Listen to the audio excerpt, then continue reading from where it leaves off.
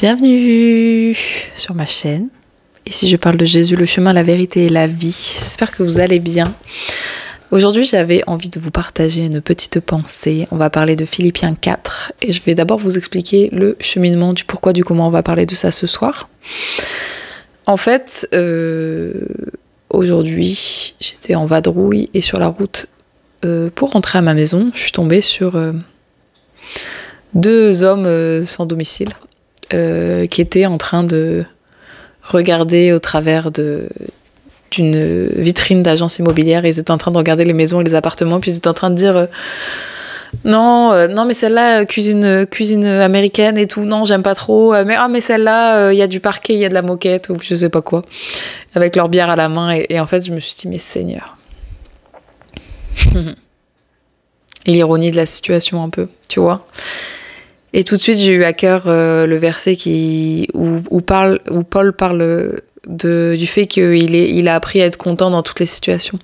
Et en fait, vraiment, je vais vous partager ce texte. Et en plus, en le relisant, je me dis vraiment, le Seigneur est trop fidèle, parce que les versets avant, les versets après ce passage, il y a dans Philippiens 4,13 le verset qui dit « Je puis tout par celui qui me fortifie », que je cite à longueur de journée, mais qu'en fait, je remets jamais dans le contexte. Et du coup, voilà, de le remettre dans le contexte, ça m'a vraiment édifiée. Je voulais partager ça avec vous. Et je voulais aussi vous dire que il faut vraiment cultiver cette gratitude. Tu es en train de vivre dans la prière de quelqu'un. Tu es en train de vivre l'exaucement de la prière de quelqu'un. C'est-à-dire, tu vois, ces hommes, ils sont à la rue, en train de regarder dans une agence immobilière et en train de rêver sur des trucs qu'ils n'ont pas aujourd'hui. Tu vois, peut-être aujourd'hui, t'es en train de te plaindre parce que t'as pas ceci, t'as pas cela, t'as pas de mari, t'as pas de maison, t'aimes pas ton quartier, t'as pas assez d'argent sur ton compte, et à côté de ça, il y a des gens qui rêvent d'avoir le 10e de ce que t'as. Je me faisais la réflexion avec une sœur la dernière fois en disant mais merci Seigneur pour notre relation, parce qu'on rigole, et c'est vrai qu'il y a des gens qui peuvent passer des journées sans rigoler, ou des journées sans gens avec qui parler, des journées sans gens avec qui échanger. Et nous on est là en train de rigoler comme des baleines. Et des fois, même si on en galère sur des sujets, même si des fois il y a des combats, même si des fois on aimerait plus, notre cœur il désire toujours plus, parce que notre cœur il est comment dire, je sais plus c'est quoi le terme qui est utilisé dans la Bible. Enfin, notre cœur est un menteur, quoi. En fait, notre âme, notre corps, il va toujours essayer de nous ramener à ce qu'on n'a pas, et être dans une position de comment dire, une position de mécontentement. Mais Paul, quand il a écrit l'épître aux Philippiens, il a écrit l'épître aux Philippiens quand il était en prison.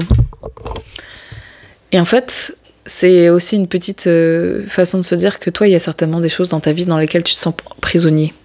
Tu vois, tu te sens prisonnier de ton célibat, tu te sens prisonnier de ton job, tu te sens prisonnier Et le Seigneur, il te dit, tu es capable, par ma grâce, d'être dans une saison de contentement. Tu es capable d'être heureux, de manifester la joie, peu importe les circonstances. Et vraiment, c'est ma prière pour vous, c'est que vous puissiez grandir en contentement, peu importe les circonstances. Peu importe votre prison. Et vraiment que le Seigneur vous donne des yeux spirituels et une âme pour comprendre que tout ça, c'est qu'éphémère. Et tant que vous avez la vie éternelle en Jésus-Christ, vous êtes beaucoup plus riche que tous les gens qui meurent sans l'avoir connu. On va lire la parole. Dans Philippiens 4, à partir du verset 10, « J'ai éprouvé une grande joie dans le Seigneur de ce que vous avez enfin pu renouveler l'expression de votre intérêt pour moi.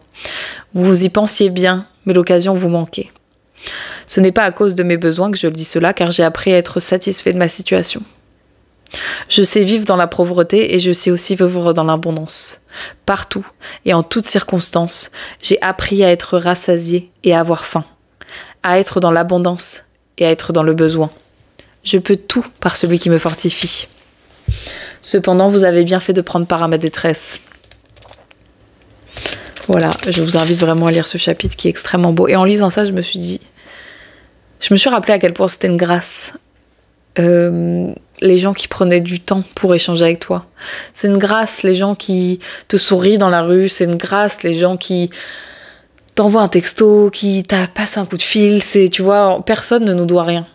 Personne ne nous doit rien. Personne ne nous doit rien, même tes enfants te doivent rien, ton mari te doit rien, tu vois. Genre, c'est une grâce. Il faut apprendre à voir les choses comme une grâce, comme un cadeau du Père. Si aujourd'hui, quelqu'un t'a envoyé un message pour te dire je pense à toi, j'espère que tu vas bien, voilà, en tout cas, le Seigneur, il m'envoie te bénir, c'est une grâce. Tu vois ce que je veux dire? En fait, on s'attend à Dieu dans des trucs miraculeux, dans des guérisons, dans des... Ouais, les paralytiques qui remarchent, mais... Dieu, il est dans des choses beaucoup plus simples. Moi, je rends grâce à Dieu d'avoir vu ces deux hommes, avoir de l'espoir en regardant des photos sur une agence immobilière. Et je suis rentrée chez moi, j'ai rendu grâce à Dieu d'avoir un appartement, d'avoir un toit sur ma tête, d'avoir des vêtements, d'avoir chaud. Et je peux faire la liste. La liste est tellement longue. Et si j'avais pas tout ça, j'espère que je rendrais grâce à Dieu quand même. Et que je serais contente. Je serais dans une période de contentement. Peu importe ce que je vis. Donc voilà. Si aujourd'hui t'as des enfants, si aujourd'hui t'as un mari qui t'a encore énervé là parce qu'il a pas rangé ses affaires, bénis le Seigneur. Bénis le Seigneur. Bénis ton homme, bénis tes enfants. Parce que là, t'es en train de vivre dans la prière exaucée d'une mère qui a perdu ses enfants. T'es en train de vivre dans la prière exaucée d'une femme qui a perdu son mari. Donc peut-être le tien il n'est pas parfait. Peut-être c'est compliqué. Mais avec Jésus, tout est possible. Donc prie pour la restauration de votre couple et regarde le Seigneur faire des miracles.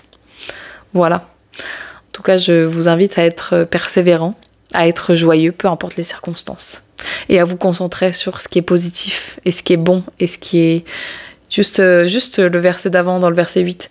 Frères et sœurs, portez vos pensées sur tout ce qui est vrai, tout ce qui est honorable, tout ce qui est juste, tout ce qui est pur, tout ce qui est digne d'être aimé, tout ce qui mérite l'approbation, ce qui est synonyme de qualité morale et ce qui est digne de louange. Ce que vous avez appris et reçu de moi, ce que vous avez appris, reçu et entendu de moi, et que vous aviez vu en moi, mettez-le en pratique. Et le Dieu de la paix sera avec vous. On peut avoir la paix, peu importe les circonstances. Bref, soyez bénis.